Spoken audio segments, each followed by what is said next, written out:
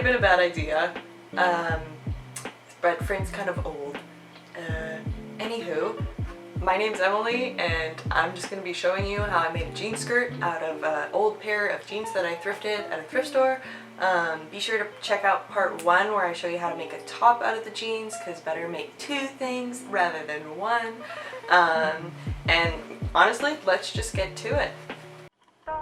Okay, so these are the super flattering pants I'm starting with. I'm just gonna cut the pant leg and then use the bottoms for the top, and then like cut the seams and make the skirt. So let's get marking and let's get cutting. I had already marked this while it was on me, but I figured I'd give myself some extra length and washed out the original mark and then just cut a couple inches below. Oh wow, okay, that was not straight, whatever. Flip the lady around.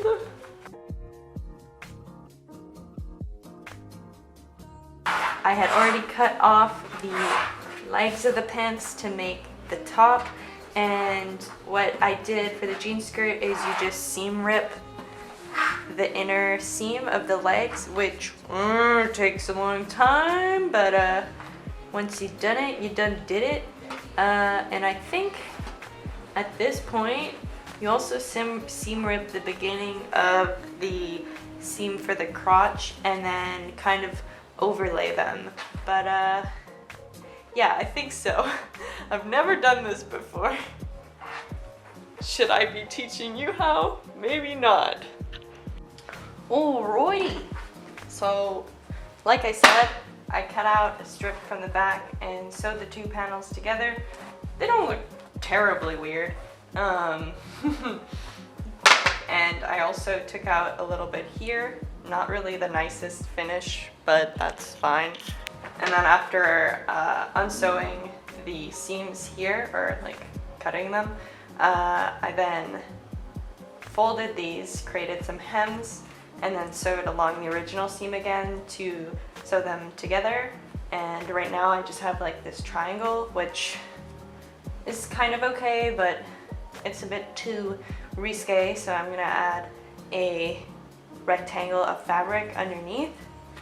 And for the back, I've left it kind of a bit longer, ending in a peak, so that it like covers my butt well, because I finally want to have a skirt that I'm like not afraid of always showing the bottom of my bum all the time. So I'm gonna keep this a bit longer, and I sewed a bit too far. I'm gonna undo this and leave like a little V, cute V detail, and then I'm going to fold the hem on the inside and then sew it along one of the edges with some black thread.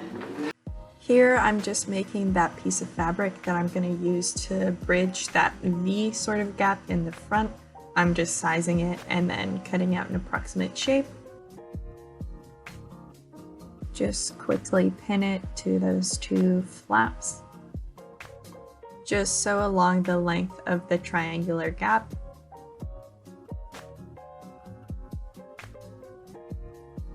And you've successfully obscured your weird little triangular peephole at the front. Next, I went about sewing the back hem. I just marked off the region where I wanted to keep the hem open so I could have that sort of V detail, and then I sewed along the length again, kind of taking in a bit more to make it form to my butt a bit better. I flipped the skirt right side out and flattened that hem along one of the sides, and then went about sewing on top of it so that it would lay flat and it would look a little bit more like all of the other seams on the skirt. I then sewed around the hem of the skirt just so that the fabric wouldn't fray too much and lose some of the skirt's length.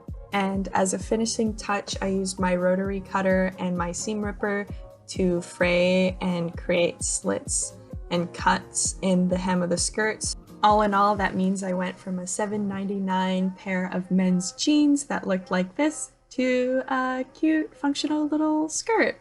Here it is with the top that I made from the other portions of the jeans, as well as I tried it on with a different top just so you can see it unobscured by that long ass ribbon and just what it looks like sort of by itself.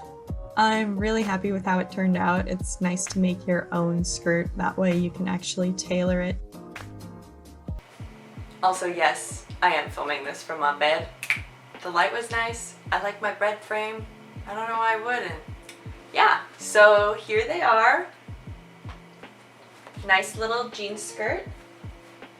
I've actually worn it quite a bit since making it, so I'm pretty happy. Like, they're actually functional and wearable, so that's awesome. And it was pretty simple to make, so I definitely encourage you to try your hand at making your own. And again, be sure to check out part 1 to see how I made the top. But other than that, thanks for watching, and I'll see you in the next one.